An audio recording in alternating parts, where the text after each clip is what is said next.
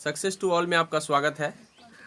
ये सीरीज का नाम है आपका ये नहीं देखा तो कोई नहीं देखा। ठीक है, आप इस सीरीज को देख करके पूरे पॉलिटी का के लिए निश्चिंत हो जाएंगे। वैसे हम 6 to 10 वाला पॉलिटी डाल चुके हैं, वो भी आपके लिए काफ़ी इम्पोर्टेंट है। और दूसरा, ये आपके कम्पिटिटिव लेवल का जो भी क्वेश्चन है सब कम्पिटिटिव लेवल का है और ये पूरे पॉलिटी का निचोड़ है। अगर ये आप देख लेते हैं तो 100% हम कह रहे हैं कि आपका पॉलिटी का सवाल छूट नहीं सकता है। ये क्लियर है। अगर इतना क्लियर आपका हो गया, ये टोटल का टोटल 240 क्वेश्चन का ये डिस्कशन होगा। अभी आज हम फिलहाल कुछ कम करेंगे, मतलब थोड़ा सा करेंगे, लेकिन हम पूरे 240 का 240 डिस्कशन करने वाले हैं। तो चलिए बिना देरी की हम चलते हैं क्वेश्चन की तरफ। क्वेश्चन पहला पूछा है कि पंचायत समिति के प्रधान का चुनाव कौन करते हैं। तो इस एकदम आसान क्वेश्चन है, लेकिन इसी में बच्चे जो है ना गलती कर लेते हैं कि पंचायत समिति के प्रधान का चुनाव कौन करते हैं। तो पंचायत समिति के खुद सदस्य करते हैं, प्रमुख जिसको बोलते हैं। प्रमुख का चुनाव कौन करता है?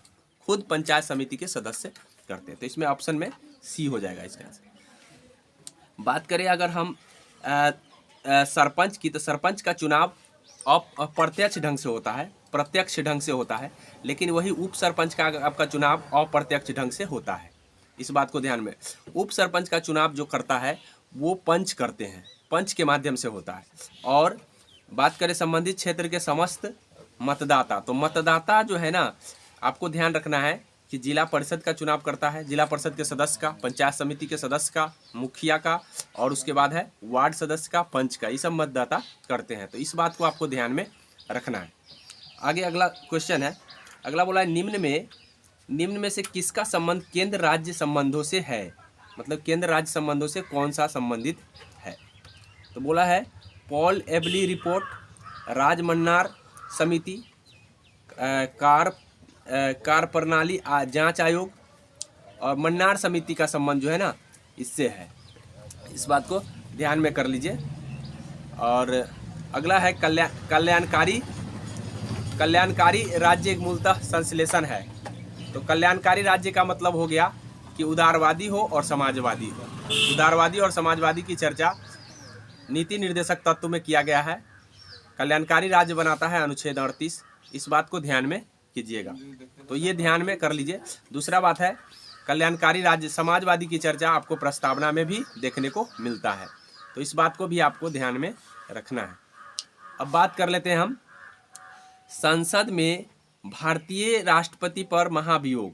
संसद में भारतीय राष्ट्रपति पर महाभियोग लगाना, जैसा कि आपको पता है कि भारतीय राष्ट्रपति अनुच्छेद 61 के तहत भारतीय राष्ट्रपति पर महाभियोग लगाए जाते हैं।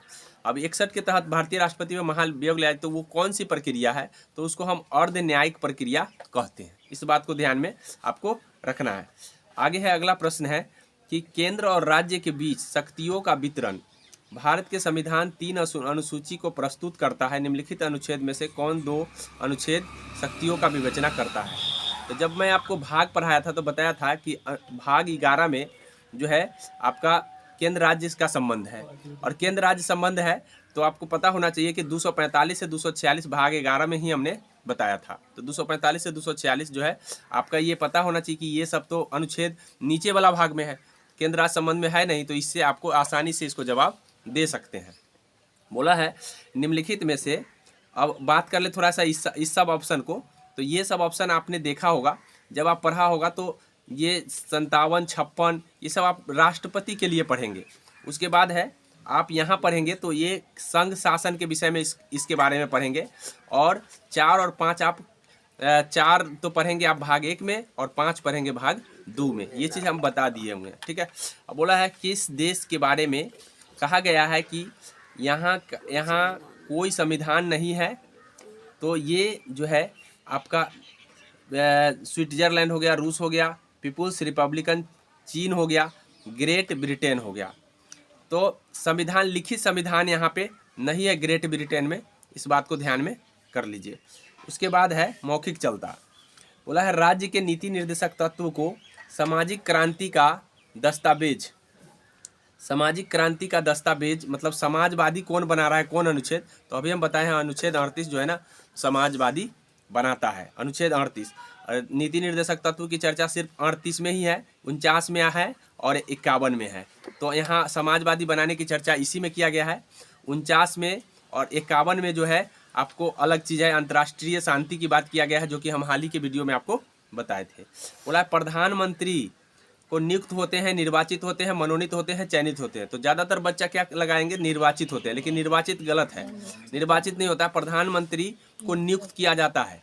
अनुच्छेद 75 बताता है कि भारत के लिए एक प्रधानमंत्री होगा और मंत्री जो है ना मंत्री परिषद का नेता होगा, मंत्री परिषद का नेता होगा। इस बात को ध्यान में रखिएगा, मंत्री जो होगा मंत्री परिषद के नेता होंगे और इसको नियुक्त कौन करेंगे, राष्ट्रपति के द्वारा नियुक्त किया जाएगा। तो ये सारी बात आप याद रखते हैं तो इससे ज़्यादा क्वेश्चन नहीं पूछे जाएंगे। क्या क्या वोटिंग हो रहा है? वोटिंग प्रधानमंत्री के लिए नहीं होता है, सदस्य के लिए होता है। लोकसभा सदस्य न चुना जाता है, लोकसभा सदस्य में से एगो चुना जाता है प्रधानमंत्री। तो तुम थोड़ी ना चुनते हो, वो तो अप्रत्यक्ष ढंग से चुने जाते हैं। और उसकी नियुक्ति कौन करते हैं, तो वो उसकी नियुक्ति मंत्रिपरिषद के सलाह पर, मंत्रिपरिषद जो सलाह जिसको चुनने के लिए राष्ट्रपति को देता है, उसी व्यक्ति को राष्ट्रपति चुनता है। मंत्रिपरिषद का नेता वही प्रधानमंत्री बनता है। इस बात को ध्यान में कर लो। भारतीय संविधान बोला है कि भारतीय संविधान के निम्न में से किस अनुच्छेद के अंतर्गत मौलिक अधिकारों के प्रवर्तन का निलंबन किया जाता है। मौलिक अधिकारों के प्रवर्तन का निलंबन, तो मैं आपको बता दूं कि मौलिक अधिकार का निलंबन 2 अनुच्छेद में बताया गया है। एक तो 358 में बताया गया है, एक 359 में बताया गया है। तो सर 358 क्या बताता है? 358 ये बताता है कि जब राष्ट्रपति ने घोषणा कर दी आपात का, संकट का, तो आपात की जब घोषणा करते हैं तो उस समय सिर्फ अनुच्छेद 19 प्रतिबंधित होता है। राष्ट्रपति की घोषणा से अनुच्छेद 19 में दिए गए स्वतंत्रता खत्म हो जाता है, मतलब प्रतिबंधित हो जाता, खत्म नहीं होते। प्रतिबंधित होने का मतलब है कि उस कुछ समय के लिए उस अधिकार को आपको छीन लिया जाता है आपसे, ठीक है। जब राष्ट्रपति को लगता है कि नहीं आपात की जरूरत है, जब संवैधानिक संशोधन के जरिए या संसद का बहुमत से आ जाता है निर्देश, तो उस समय अनुच्छेद 359 का उपयोग किया जाता है। उस समय सिर्फ 20 और 21 को छोड़कर सारे मौलिक अधिकारों को क्या कर दिया जाता है, प्रतिबंधित कर दिया जाता है। तो ये जो है 359 यहाँ पे आंसर होंगे, यहाँ पे 359 यहाँ पे आंसर हो जाएगा। बात करें आपात की, तो आपात जो है ना, आपात का उपबंध 3 अनुच्छेद में किया गया है। 352 में किया गया है, 356 में किया गया है, 360 में किया गया है। इस बात को ध्यान में रखेंगे। 352 में सर राष्ट्रीय आपात है। 356 में कोई अगर राज्य में विफल हो जाता है, कोई राज्य में अगर सरकारें नहीं बन पाती है, तो उस समय 356 का प्रयोग किया जाता है और 360 का प्रयोग वित्तीय आपात में किया जाता है। अभी तक राष्ट्रीय आपात 3 बार लागू हो चुका है, 3 बार लग गया है और 356 के तो प्रयोग भठेर हो गए हैं, मतलब कई राज्य में हो गए हैं। और सबसे पहला राज्य अगर पूछा जाता है तो पंजाब में सबसे पहले 356 का प्रयोग किया गया है और 360 का प्रयोग आज तक अभी भी एक बार भी नहीं हुआ है। तो इस बात को आपको ध्यान रखना है। अब हम बात करते हैं अनुच्छेद संविधान के प्रस्तावना को कितनी बार संशोधित किया गया है। तो जब मैं प्रस्तावना आपको पढ़ा रहा था तो उस समय मैं बताया था कि संविधान की प्रस्तावना में मात्र एक ही बार हुआ है, एक बार हुआ है 42वां संविधान संशोधन। 42वां संशोधन है 1976 में हुआ था। इस समय समाजवादी धर्मनिरपेक्ष शब्द को जोड़ दिया गया था। ये चीज़ हम आपको पहले भी बता दिए हैं। तो मात्र एक बार संशोधन, वो भी कब हुआ था, 1976 में। इस बात को आपको ध्यान रखना है। तो यहाँ पे हो जाएगा इसका आंसर ये, ठीक है, और इसका आंसर ये वाला। चलते हैं अगली क्वेश्चन की ओर। अगला प्रश्न बोला है कि निम्नलिखित युग में सही सुमेलित नहीं है, मतलब कौन गलत है ये पूछा है। तो जॉन रस्किन ने अनटू द लास्ट लिखा, ये सही है। जियोवन्नी स्टोरी ने डेमोक्रेटिक थ्योरी लिखा है, ये भी सही है। पामार एंड पार्सिकन इंटरनेशनल रिलेशन लिखा है, ये भी सही है। और Jawaharlal Nehru wheel of history नहीं लिखे हैं, ये राम मनोहर लोहिया लिखे हैं। इसीलिए इस बात को आपको ध्यान में रखना है। ये बुक से भी पूछ लिए जाते हैं एग्जाम में, इसीलिए इस बात को आपको ध्यान रखना है। अब हम अगली प्रश्न की ओर कर चलते हैं। डॉक्टर अंबेडकर ने भारतीय संविधान के किस प्रावधान को संविधान की आत्मा कहे हैं? तो संविधान की आत्मा उन्होंने किसको कहा है?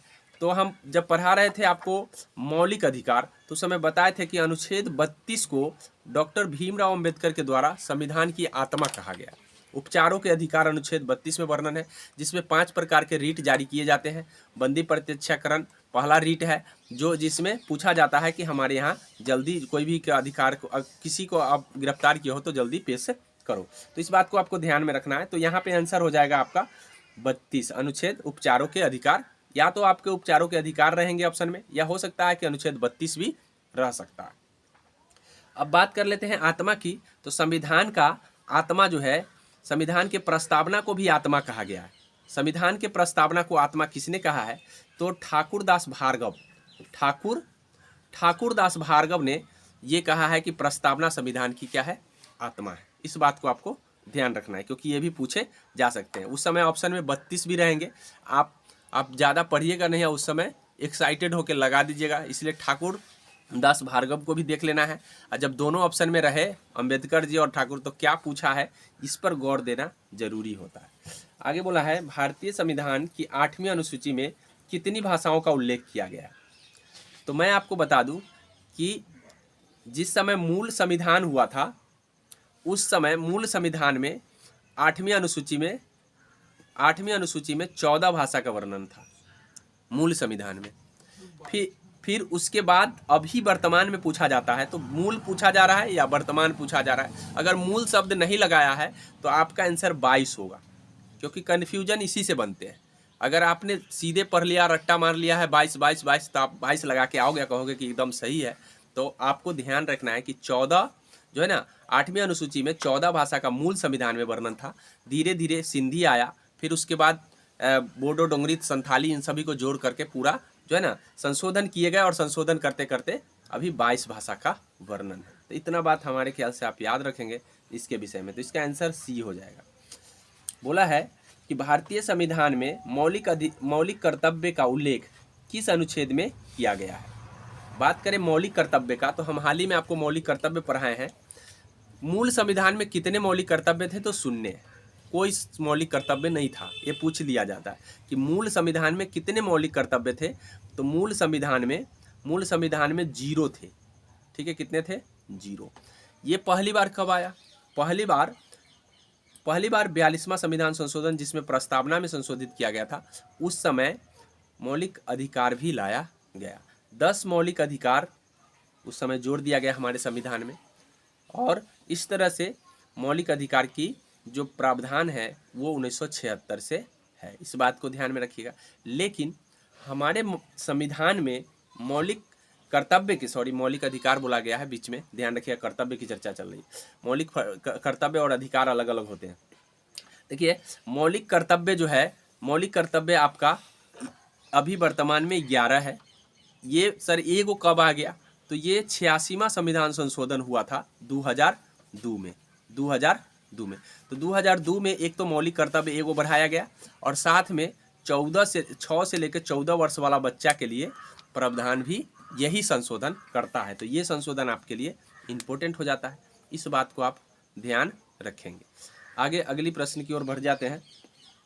अगला प्रश्न है, भारतीय संसद का अस्थाई सदन कौन सा है? तो मैं आपको बता दूं कि भारतीय संविधान में सरला को याद कर लीजिए, सरला का मतलब संसद हुआ, अनुच्छेद 79 में है। र का मतलब राज्यसभा 80 में है। ल का मतलब लोकसभा 81 में है। सरला का वर्णन जो है आपको ध्यान रखना है, ये संसद दोनों मिल करके, आप प्लस में राष्ट्रपति होंगे, ये तीनों मिल करके संसद बनाते हैं। इस बात को ध्यान में रखिएगा, लोकसभा, राज्यसभा और राष्ट्रपति। तो इसका वर्णन किसमें है? अनुच्छेद 79 में। वही 80 में किसका है? तो राज्यसभा का है, जिसको हम उच्च सदन कहते हैं। और 81 में लोकसभा का वर्णन है, जिसको हम निम्न सदन कहते हैं। तो इस बात को आपको ध्यान रखना है। अब यहाँ पे बोला है कौन अस्थाई सदन है, तो याद रखिएगा कि लोकसभा का चुनाव प्रत्यक्ष ढंग से होता है। लोकसभा का चुनाव किस में होता है? लोकसभा का जो चुनाव है वो उसकी प्रणाली प्रत्यक्ष है, लेकिन राज्यसभा का जो चुनाव होता है अप्रत्यक्ष है। अब अप्रत्यक्ष जहाँ चुने जाते हैं उस सदन परमानेंट है, ठीक है, वो सदन परमानेंट है, वो कभी विघटित नहीं होता है। आपसे कभी कभी एग्जाम में पूछ लिया जाता है कि राज्यसभा को कितने दिनों बाद विघटित किया जाएगा, उस समय आपको 5 या 6 वर्ष रहेगा। तो आप ध्यान रखिएगा कि राज्यसभा कभी विघटित नहीं होता है, क्योंकि ये अस्थायी सदन है और प्रत्येक 2 साल पर जो है ना, जो उनका सदस्य होते हैं 6 वर्ष का कार्यकाल जब पूरा कर लेते हैं तो रिटायर कर जाते हैं 6 वर्ष के कार्यकाल पूरा करने पर। राज्यसभा, जिसको हम उच्च सदन के नाम से जानते हैं, तो राज्यसभा को क्या कहा गया है? उच्च सदन। इस बात को आप ध्यान रखेंगे तो इस क्वेश्चन से आपको इतनी जानकारी मिल जाता है। इसका आंसर हो जाएगा स्थायी सदन में आए आपका है राज्यसभा। अब लोकसभा की बात कर लेते हैं। लोकसभा विघटित हो जाती है जब बहुमत नहीं मिले, जब मंत्रिपरिषद को बहुमत नहीं मिले तो उस समय जो है विघटित होता है, या चुनाव जब 5 वर्ष कार्यकाल पूरा कर लेता है तो उस समय राष्ट्रपति को आदेश दिया जाता है तो वो विघटित कर देते हैं, अर्थात लोकसभा विघटित हो जाता है 5 वर्ष। अब संसदीय प्रकार की सरकार की प्रमुख विशेषता है। संसदीय प्रकार की कार्यपालिका का नियत कार्यकाल, कार्यपालिका लोगों के प्रति उत्तरदायी। प्रमुख विशेषता में ये आपको ध्यान रखिएगा कि कार्यपालिका जो होता है संसद के प्रति मंत्रिपरिषद का सामूहिक उत्तरदायी। तो संसद के प्रति जो है ना मंत्रिपरिषद का सामूहिक उत्तरदायी, इसका मेन आंसर होना चाहिए। यहाँ पे ये होगा कि संसद के प्रति सामूहिक रूप से जो है ना ये मंत्रिपरिषद जिम्मेवार है। अगर मान लीजिए कि संसद अगर मान लीजिए कि विघटित हो जाता है, मतलब उस समय बहुमत नहीं होता है संसद में, संसद 2/3 बहुमत पारित नहीं हो पाता है, तो मंत्रिपरिषद को जिम्मेवारी के साथ उसको हटना पड़ जाता है, पूरे को त्यागपत्र देना पड़ जाता है। तो इसलिए मुख्य रूप से यही विशेषता होगी। आगे बात कर लेते हैं वित्तीय आपातकाल संबंधी प्रावधानों का उल्लेख।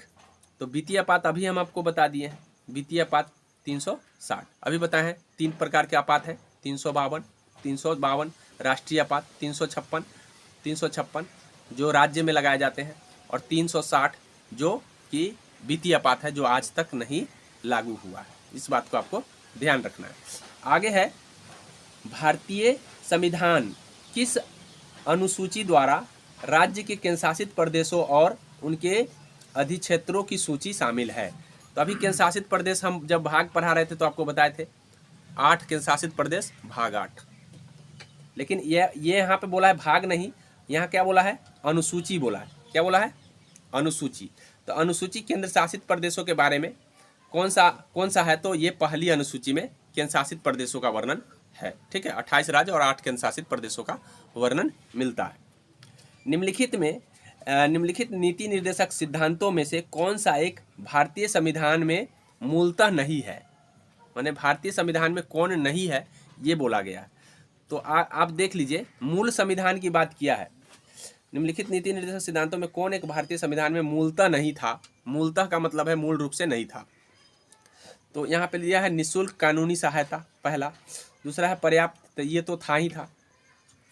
उसके बाद है पर्याप्त जीविका साधन, नागरिकों का अधिकार, ये भी था अनुच्छेद 19 में। 14 वर्ष से कम आयु के बच्चे को निःशुल्क शिक्षा देना, ये नहीं था। ये 86वां संविधान संशोधन के जरिए जोड़ा गया, जैसा कि हम आपको बताए थे।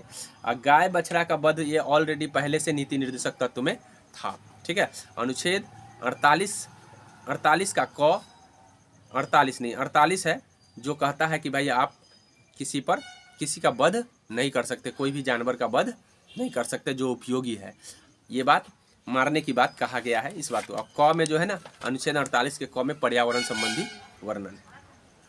अब हम बात कर लेते हैं निम्नलिखित में कौन सा तत्व संघीय व्यवस्था का नहीं है? मतलब संघीय व्यवस्था में नहीं आता है, ये चीज़ बोला है। लिखित संविधान, केंद्र और राज्य के बीच शक्ति का विभाजन, सुदृढ़ न्यायपालिका, प्रतिबद्ध नौकरशाही। तो नौकरशाही का वर्णन जो है आपको नहीं आता है। नौकरशाही का वर्णन प्रतिबद्ध नहीं किया गया है, नौकरशाही दिया गया है, जो कि आपको भाग हमने बताए थे 14, भाग 14 के तहत नौकरशाही लाया गया है, जिसमें लोकसभा राज्यसभा होता है। ये सब नौकरशाही के तहत, लोकसभा राज्यसभा का दी यूपीएससी बीपीएससी, ये सब नौकरशाही के तहत लाया गया है। तो प्रतिबद्ध नहीं है, ये आंसर गलत। तो हम यही 20 क्वेश्चन पर रहने देते हैं, क्योंकि अगले दिन हम आपको अधिक से अधिक क्वेश्चन डिस्कशन करेंगे। और ये श्योर है कि अगर आप ये 240 का सीरीज देख लेते हैं तो आप निश्चिंत हो जाएंगे पॉलिटी के लिए। पॉलिटी आपको कुछ भी दूसरा देखने की ज़रूरत नहीं है। इसको 2 से 4 बार अगर 5 बार रिवाइज करेंगे तो 100% है कि आप पॉलिटी से निश्चिंत हो जाएंगे। ये किसी भी any exam, any IIT anyhow, कोई भी एग्जाम आप देने जा रहे हैं, कोई जरूरी नहीं कि बिहार पुलिस, बिहार कांस्टेबल या बिहार दरोगा, हर एग्जाम के लिए आपके लिए कारगर साबित होगा। तो आशा करते हैं कि आपको अच्छा लगा होगा, और अच्छा लगा होगा तो लाइक और सब्सक्राइब जरूर कर लीजिएगा। थैंक यू, जय हिंद।